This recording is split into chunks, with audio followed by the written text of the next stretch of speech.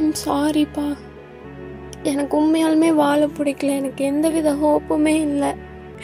நான் யாரையுமே கஷ்டப்படுத்தணும்னு இது வரைக்கும் சத்தியமாக நினச்சதே இல்லை. ஆனால் ஏன் இப்படி ஆகுதுன்னு எனக்கு புரியல. நான் போகிறேன்ப்பா. இதுக்கு மேலேயும் இருந்து எந்த விதத்துலேயும் உங்களை கஷ்டப்படுத்த விரும்பல. நான் உங்களுக்கு பிறந்ததே முதல்ல தப்பு. அவங்க என்ன ரொம்ப காயப்படுத்திட்டாங்க, ரொம்ப அசிங்கமும் படுத்திட்டாங்க. போதும், அந்த மாதிரி ஒரு குடும்பத்துல வாழ்ந்து குப்பை கொட்டுறக்கு முடிச்சுக்கலாம். ஏன் நீ உன் வாழ்க்கை நீ ஏன் முடிச்சுக்கிற? முட்டாளா நீ உங்களுக்கு தோணலாம். எனக்கு அவ்வளோ தெம்பெல்லாம் இல்லைப்பா. அவ்வளோ தைரியமான பொண்ணெல்லாம் கிடையாது. ஆல்ரெடி பேசியிருக்காங்க ஒரு தடவை. பேசிட்டு இந்த மெசேஜ் வந்தோன்னா அந்த பொண்ணு உடனடியாக முடிவு எடுத்துருச்சு. தற்கொலை முடிவு எடுக்கிறவங்க முதல்லையே வந்து அவங்க சிக்னல் கொடுக்காம இருக்கவே மாட்டாங்க. புகுந்த வீட்லேயும் சிக்னல் கொடுத்துருப்பாங்க, பிறந்த வீட்லேயும் சிக்னல் கொடுப்பாங்க. நம்ம ரஹமத் அண்ட் கோல எல்லா விதமான ஃபர்னிச்சர்ஸுமே ரொம்ப கம்மியான விலைக்கு கொடுத்துட்ருக்காங்க. வெறும் 3500 ரூபாய்க்கு சோஃபா, 6500 ரூபாய்க்கு வார்ட்ரோப், 9000 ரூபாய்க்கு பீரோ, கல்யாண சிறுவரிசை காம்போவே 49,500 ரூபாய் தான். உங்கள் வீட்டுக்கு ரொம்ப கம்மியான விலையில் இன்வெர்ட்டர் பேட்டரியும் வாங்குறதுக்கு இப்போவே ஆலிவ் பவர் இன்வெர்ட்டருக்கு கால் பண்ணுங்க. என்ன பேசியும் இந்த சமூகத்தை திருத்தவே முடியாது. நீ என்னைக்கு ஒரு பெண்ணை கல்யாணம் பண்ணி நீ உனக்கு இந்த வீடு இல்லைன்னு வெளில அனுப்புறியோ அந்த பெண்ணை மறந்துடுங்க பேச. அப்புறம் எதுக்கு என் பொண்ணு போச்சு, அது போச்சு, என் உயிர், அது இதுன்னு பேசிட்டு போய் நீ தான் அனுப்பிட்டியே. இன்னைக்கு சைல்டு மேரேஜ் யுனெஸ்கோட்ட வந்து 28%ங்கிறாங்க. நம்ம என்ன சொல்றாங்க, இல்லை நாங்கள் வந்து சிறு வயது கல்யாணமே இல்லை. எனக்கு தெரிஞ்சு தமிழ்நாட்டிலே சில பள்ளிகளில் சத்தம் போடாமல் கல்யாணம் பண்ணி டொமஸ்டிக் ரேப் பண்ணுற குழந்தைய நான் மீட் பண்ணியிருக்கேன். இன்னும் நடக்குது. ஓசூரில் போய் பாருங்க, பழங்குடி மக்கள்கிட்ட போய் பாருங்க, இன்னுமே சின்ன 13 வயசு குழந்தையெல்லாம் இடுப்பில் வச்சுட்டு இருக்கோம். நான் பெல்லாரி ட்ரைனிங் போயிட்டு இருக்கேன். அங்கே பார்த்தீங்கன்னா 33 வயசுல என் பேத்திங்கிறாங்க. மிக மிக மோசமான உலகத்திலேயே பாகிஸ்தானோட நம்ம பின்னாடி இருக்கோங்க. நம்ம சொல்கிறோம் இதெல்லாம் அரபியன் கண்ட்ரீஸ்லாம் அவங்க வந்து இது போடுறாங்கன்னா அவங்களோட நம்மளோட சதவீதம் ரொம்ப ரொம்ப கீழே இருக்குது. சமஸ்கிருதம் இப்போ தேவதாசி முறையை வந்து கர்நாடகாவில் பார்த்துட்டு இருக்கேன். ரொம்ப ஸ்ட்ரிக்டாக ஒழிச்சும் இன்னும் நடக்குது. நான் இன்னைக்கு இப்போ வந்து என்னோட ஜெண்டர் ட்ரைனிங்கில் 100 தேவதாசி பெண்களும் கலந்துக்கிறாங்க. தேவதாசி முறையை ஒழிச்சோம். அப்போ என்ன சொன்னோம், உங்கள் ஜாதி பெண்ணை வந்து நீங்கள் தேவதாசி அனுப்புறதுன்னா ஓகேன்னு அப்புறம் தானே அந்த முறை ஒழிஞ்சுது. சதி. ரிஃப்ளெக்ட் நேயர்களுக்கு வணக்கம். இன்று நம்மளுடன் இணைந்திருக்க பார்த்தீங்கன்னா கிருத்திகா தருண் மேடம் தான் இணைந்திருக்காங்க. வணக்கம் மேம். வணக்கம். ரிஃப்ளெக்ட் நேயர்களுக்கும் தங்கள். மேம், ரீசெண்டாக ஒரு இஷ்யூ போயிட்டுருக்கு. ரித்தன்யாங்கிற பொண்ணு வந்து பார்த்திங்கன்னா தன்னுடைய தந்தைக்கு வாய்ஸ் நோட் அனுப்பிச்சு சூசைட் பண்ணியிருக்காங்க. அதில் ரொம்ப தெளிவாக சொல்கிறாங்க அவங்களுக்கு வந்து நடந்தது இந்த டவுரி இஷ்யூ, அதுக்கப்புறம் வந்து ரொம்ப மன ரீதியாகவும் சரி உடல் ரீதியாகவும் சரி ரொம்ப துன்புறுத்தியிருக்காங்க அப்படின்னு சொல்லிட்டு ஒரு நிறைய குற்றச்சாட்டுகள்லாம் வந்துட்டுருக்கு. ஸோ இந்த கேஸ் நீங்கள் எப்படி பார்க்குறீங்க? இதில் என்ன நடந்திருக்குன்னு நினைக்கிறீங்க? உங்களுக்கு ஒரு ஆணாக நீங்கள் இருக்கீங்க, அதனால் உங்கள்கிட்ட பர்சனலாக கேட்க, உங்கள் அம்மா உங்களுக்கு எவ்வளோ பிடிக்கும்? ரொம்ப பிடிக்கும். உங்கள் வீட்டில் தங்கச்சிங்க அக்காங்க இருக்காங்களா, எவ்வளோ பிடிக்கும்? ரொம்ப பிடிக்கும். ரொம்ப பிடிக்கும். ஆனால் நமக்கு தெரியாமையே நம்ம வீட்டு பெண்களுக்கு ஒரு அநீதியை இழைச்சிட்டு இருக்கோம். அது என்னன்னு தெரியுமா? கண்டிப்பாக மேம். இந்த விஷயந்தான் இப்போது வரதட்சணையெல்லாம் விட்டுருங்க. வரதட்சணையெல்லாம் இங்கே மேட்ரே கிடையாது. ஒரு ஆணாக நம்ம வீட்டில் பெண்களை எப்படி பார்க்கணும்? ஒவ்வொருத்தரும் ஒவ்வொரு மாதிரி பார்த்துருக்கேன். ஆக்சுவலாக வந்து இப்போ என்னுடைய அம்மாவாக இருக்கட்டும், தங்கச்சியாக இருக்கட்டும், அவங்க வந்து என்ன சார்ந்தவங்க, என்னுடைய ஒரு அங்கமாக தான் நான் பார்த்துட்ருக்கேன். அவங்களுக்கான எல்லா உரிமையும் சரி, அவங்களுக்கான ஒரு ஃப்ரீடம் வந்து கொடுத்து அவங்களும் ஒரு பர்சன் அப்படின்னு. தங்கச்சியை கல்யாணம் பண்ணி என்ன பண்ணுவீங்க? தங்கச்சியை கல்யாணம் பண்ணிட்டு என்ன பண்ணுவீங்க? இன்னொரு வீட்டுக்கு அமைச்சிருவோம். ஆனால் உங்களுக்கு வீடு? எனக்கு இதே வீடு தான். இதே வீடு தான். இதுதான் இங்கே பிரச்சனை. சமூகத்தில் உங்கள் வீடாக இருந்தாலும் என் வீடாக இருந்தாலும் நிதர்சனம் கசக்கும். பெண்ணுக்கு ஏது வீடு? இதுவும் கிடையாது, இதுவும் கிடையாது. ஒரு நிரந்தரம். அந்த பொண்ணுக்கு ஒரு வீடு இருந்ததுன்னா ஏன் நடுரோட்டில் போய் எஸ்யூவியில் உட்காந்து தற்கொலை பண்ணிக்க போகுது? இந்த பெண்ணுக்கு காலமாக 2000 வருஷமாக எங்களுக்குன்னு நீ வந்து அப்பா வந்து நீ வீடு கோடி கோடியாக கல்யாணம் பண்ணான். இவங்க எப்படி இருந்தாலும் இவங்க கல்யாணத்தை பார்த்தீங்கன்னா 1.5 கோடி 2 கோடி செலவு பண்ணலாம். அதுக்கு ஒரு அப்பார்ட்மெண்ட் வாங்கி கொடுத்துருக்கலாமா? ஒரு 1 பெட்ரூம் வீடு இருந்திருக்கலாமா? பட் வீடு மட்டும் இருந்தால் போதுமா? இப்போ அந்த பொண்ணு வந்து எங்கே வீடே இல்லையேங்க. உங்களுக்கு மூச்சு முட்டுது ஒரு இடத்துல உங்களுக்கு மூச்சு முட்டுது. அது ஆணுக்கும் முட்டலாம். நீங்கள் வந்து பெண்ணுக்கு தானே இல்லை, எனக்கு உரிமையாக என்னோட இடம் அப்படின்னு இருக்குது.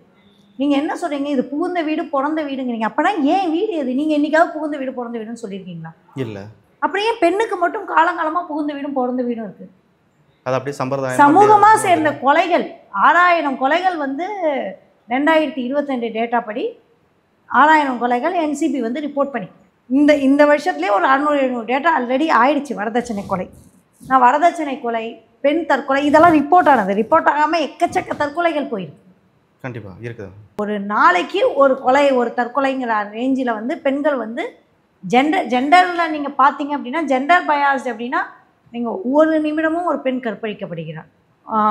ஒவ்வொரு இதுவும் தற்கொலை, ஒவ்வொரு மணி நேரத்துக்கும் ஒரு பெண் வந்து பாலின வேறுபாடால் இறப்புக்கே உள்ளாராங்க. கண்டிப்பாக. அப்படிங்கும்பொழுது பாலின வேறுபாடான சமூகம் ஒட்டு மொத்தமாக இந்த பெண்களை தொடர்ந்து கொலை செய்து கொண்டே இருக்கு.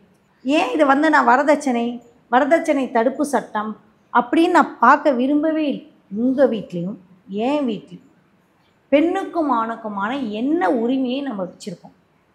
நான் உடனே ஐயோ அந்த பெண் மாமனார் மாமியாரை பார்க்கக்கூடாதா, அப்போனா நீங்கள் கலாச்சாரத்துக்கு எதிரானவங்களா, அப்படிலாம் நான் சொல்லலை.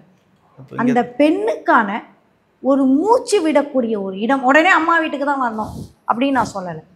நீங்கள் ஒரு கல்வி கொடுக்குறீங்க ஒரு பெண்ணுக்கான ஏன் அவளுக்கான ஒரு வீடையும் கொடுக்கக்கூடாது? ஒரு ஆணுக்கு எந்த அளவுக்கு தனக்கான வீடுன்னு உரிமை இருக்கோ, ஒரு பெண்ணுக்கும் ஏன் தனக்கான வீடுன்னு இருக்கக்கூடாது?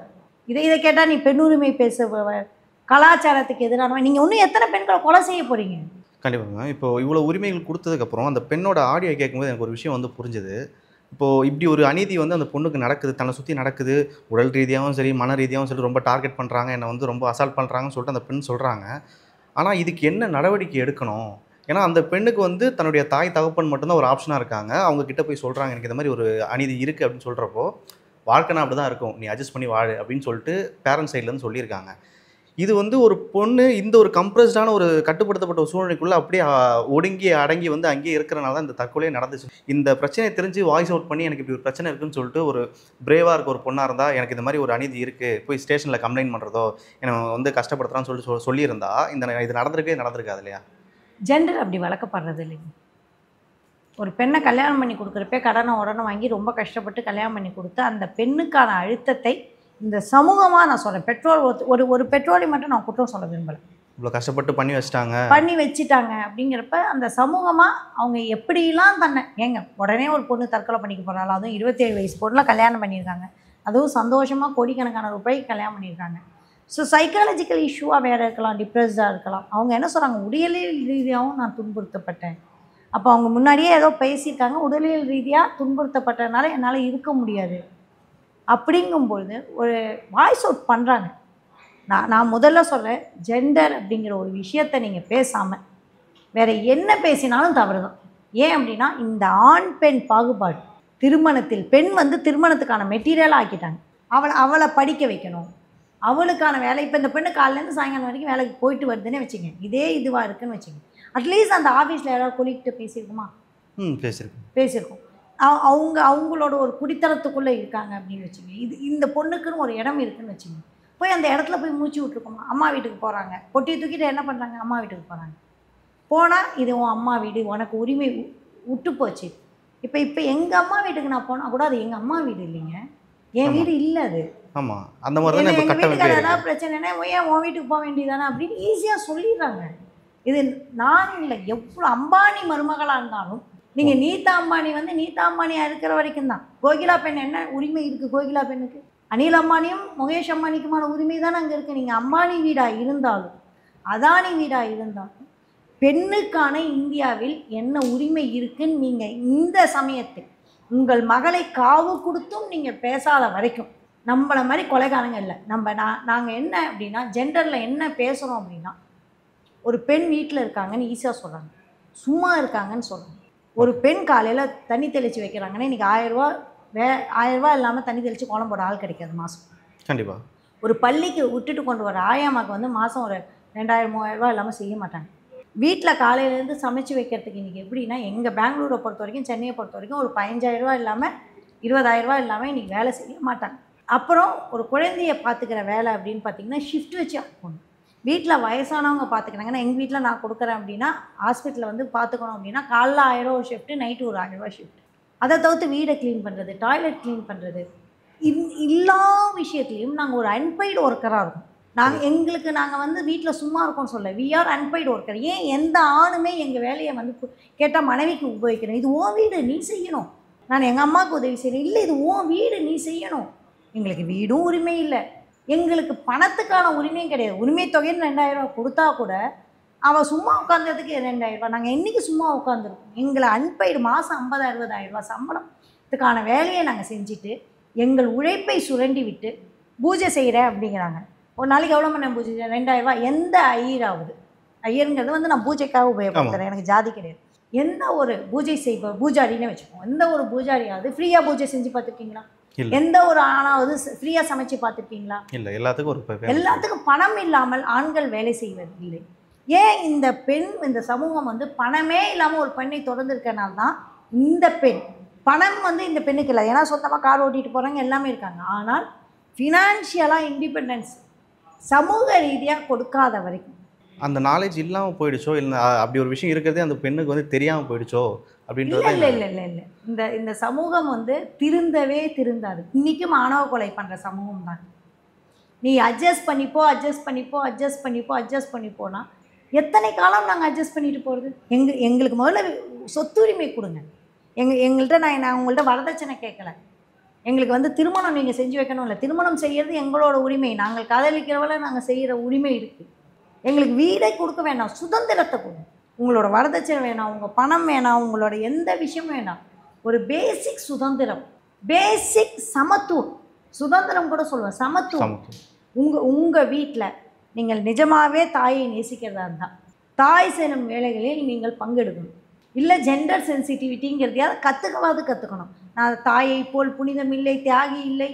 நான் பெண்களுக்கு சொல்லுவேன், உங்களை நீங்கள் அடுத்தவங்களை ட்ரீட் பண்ணுறது முக்கியம் கிடையாது. அடுத்தவங்களை நீங்கள் எப்படி நடத்துகிறீங்கன்னு ட்ரீட் பண்ணக்கூடாது. உங்களை நீங்கள் எப்படி மரியாதையாக வச்சுக்கிறீங்க. என் மேலே கையை வச்சா நான் உன்னை விட்டேனா பாருன்னு முதல்லையே போலீஸ் ஸ்டேஷன் போயிருக்கோம். அங்கே சேலை அந்த விஷயத்தை அவங்க செய்ய விட மாட்டாங்க. செஞ்சா அவள் கெட்டவ, நல்ல பொண்ணு இல்லை. இந்த பெண்களுக்கு பெரிய பிரச்சனை என்னென்னா, நான் இந்த வீட்டில் புகுந்த வீட்டில் நல்ல பேர் எடுக்கணும். ஏன் நல்ல பேர் எடுக்கிறேங்கிறேன்? உனக்கு எந்த ஜென்மத்தையும் நல்ல பேர் எடுக்க கிடைக்காது.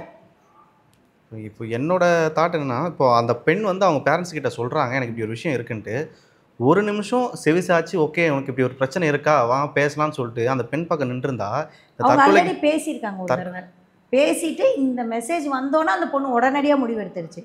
தற்கொலை முடிவு எடுக்கிறவங்க முதல்லையே வந்து அவங்க சிக்னல் கொடுக்காம இருக்கவே மாட்டாங்க. புகுந்த வீட்லேயும் சிக்னல் கொடுத்துருப்பாங்க, பிறந்த வீட்லேயும் சிக்னல் கொடுப்பாங்க. இப்போ வந்து எனக்கு வந்து ஒரு சிங்கப்பூர் கிளைண்ட் இருக்காங்க. கணவனுக்கு மனைவிக்கும் ஒரு சின்ன பிரச்சனை தான். அந்த பொண்ணு வந்து சொல்லுது, எனக்கு இந்த நிமிஷம் ஏதாவது செஞ்சுக்கணும் போல இருக்குது. அந்த பொண்ணு ட்ரிகர் ஆக ஆரம்பிச்சு 5 மணி நேரம் கிட்ட அந்த பொண்ணு புலம்பி தள்ளியிருக்காங்க. 5 மணி நேரமும் நான் அப்போ வந்து கார் ட்ரைவ் பண்ணிட்டு இருந்தேன். நான் வந்து ஹம்பிலேருந்து பெங்களூர் வந்துட்டுருக்கேன். 5 மணி நேரமாக அவங்கள லிசன் பண்ணேன். ஒன்றுமே இல்லை, தீர்வு அவங்களே கண்டுபிடிச்சிட்டாங்க, அவங்களே பண்ணிட்டாங்க, அவங்களே போயிட்டாங்க. அந்த நேரத்தில் லிசன் பண்ணுறதுக்கு, தற்கொலைங்கிறது ஒரு தனி சைக்காலஜி. நான் இங்கே பேசுகிறது ஜெண்டர் இஷ்யூஸ், சோஷியல் இஷ்யூஸ், வரதட்சணைக்கான நியாயங்கள், ஜெண்டர் இஷ்யூஸ். நம்ம ஜெண்டரை சரி பண்ணாமல் பெண்கள் இறப்பை நீங்கள் நிறுத்தவே முடியாது. நான் உங்களுக்கு எழுதி தரேன். நீங்கள் 6000 பேர் 2022 ஜெண்டரில் சேர்த்துருக்காங்க. இல்லை உத்தரப்பிரதேஷ், மத்திய பிரதேஷ், ராஜஸ்தான் டாப்பில் இருக்குது. தமிழ்நாடும் கேரளாவும் தான் இந்தியாவிலேயே வரதட்சணை கொடுமையினா மிக குறைவாக இருக்கக்கூடிய மாநிலங்கள். நான் என்ன சொல்கிறேன் அப்படின்னா, நீங்கள் என்ன தான் தலைகீழாக நின்னாலும், எப்படி தான் இருந்தாலும், சமூக நீதி ஒரு விஷயம் அப்படின்னா எந்த அளவுக்கு கொதிச்சு எல்லாரும் சண்டை போடுறோம். கண்டிப்பாக அதுக்கான வாய்ஸ் அவுட் வந்துட்டு வந்துட்டு. இப்போ வந்து வேங்கை வயல் பிரச்சனை இருந்தது. வேங்கை வயலுக்கு எத்தனை பேர் போய் பார்த்தாங்க, எவ்வளோ சண்டை போட்டாங்க. இங்கெல்லாம் என்ன ஆகும் அப்படின்னா, ஒரு 4 பேர் போவாங்க, ஜனநாயக மத சங்கத்துலேருந்து 2 போராளிகள் போவாங்க, அதோடு முடிச்சிடுவாங்க. வரதட்சணையெல்லாம் குடும்ப பிரச்சனை அப்படிங்கிறதோட முடிச்சுக்கிறாங்க. எப்படி வேங்கை வயலுக்கு மட்டும் சமூக பிரச்சனையாகவும் பெண்கள் பிரச்சனை வந்து தனிப்பட்ட குடும்ப பிரச்சனையாகவும் ஆகுதுங்கன்னே இந்த சமூகத்தில் எனக்கு தெரியல. அப்போனா நீங்கள் ஆணவ கொலையை வந்து சமூக நீதிக்காக தான் கையில் எடுக்கிறீங்க. அதாவது ஆண்களுக்கு ஜாதி பிரச்சனை, பெண்களுக்காக யாருமே போராது. பெரியார் போராடினதோட சரி, பெரியாருக்கு அப்புறம் அதுலேயும் எனக்கு திருப்தி இல்லை. பெரியார், அம்பேத்கர்லாம் ஆண் தலைவர்கள் தான். பெண்களுக்காக பெண்கள் போராட்டம் இதுக்கு கொதிச்சு நிர்பயாவுக்கு ஒரு தடவை கொதிச்சு எழுந்தோம். ஒரே ஒரு தடவை 1 மணி நேரத்துக்கு ஒரு கற்பழிப்பில் இந்தியா வரலாற்றிலேயே ஒரே ஒரு கற்பழிப்பு, அதுவும் மன்மோகன் சிங் இருந்த சமயத்தில் கொதிச்சு எழுந்தோம். அதை தவிர எந்த விஷயத்துக்கு நம்ம கொதிச்சு எழுந்திருக்கோம்? எந்த விஷயத்துக்கு? பில்கிஸ் பினோக்கு ஏதாவது கண்டுக்கிட்டோமா? மல்யுத்த வீராங்கனைக்கு ஏதாவது கண்டுக்கிட்டோமா? ஏன் நம்ம மீ2 பிரச்சனைக்கு ஏதாவது கண்டுக்கிட்டோமா? எதுக்கு கண்டுக்கிட்டு இருக்கோம்? வரதட்சணைக்கு மட்டும் இப்போ என்ன இவங்க இன்னைக்கு கேரளாவில் நேற்றுக்கு இன்னைக்கு இவங்க, நாளைக்கு உத்தரப்பிரதேசம் டெய்லி 2, மத்திய பிரதேசத்தில் டெய்லி 1, ராஜஸ்தானில் டெய்லி 1. எதை பற்றியும் இந்த பெண்களை பற்றி இந்த சமூகத்துக்கு சூடு சுரணை எதுவுமே கிடையாது. ஏன்னா எங்களுக்கு எந்த அரசியல் பங்களிப்பும் கிடையாது. நான் இதில் அரசியலாக நான் பேசியே ஆகணும். ஏன் அப்படின்னா, ஒரு மேலே வளவு அப்படின்னா கொதிச்சு எழுதுறாங்க, கீழே வெண்மணி அப்படின்னா அது 50 வருஷம் ஆனாலும் போராடுறாங்க.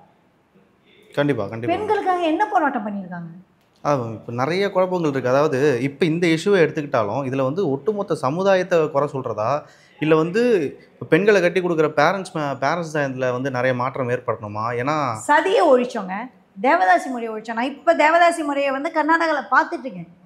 ரொம்ப ஸ்ட்ரிக்டாக ஒழிச்சோம், இன்னும் நடக்குது. நான் இன்னைக்கு இப்போ வந்து என்னோட ஜெண்டர் ட்ரைனிங்கில் 100 தேவதாசி பெண்களும் கலந்துக்கிறாங்க. இன்னும் அட் ப்ரெசன்ட் தேவதாசி பெண்களை நான் சந்திச்சிட்டு இருக்கேன்.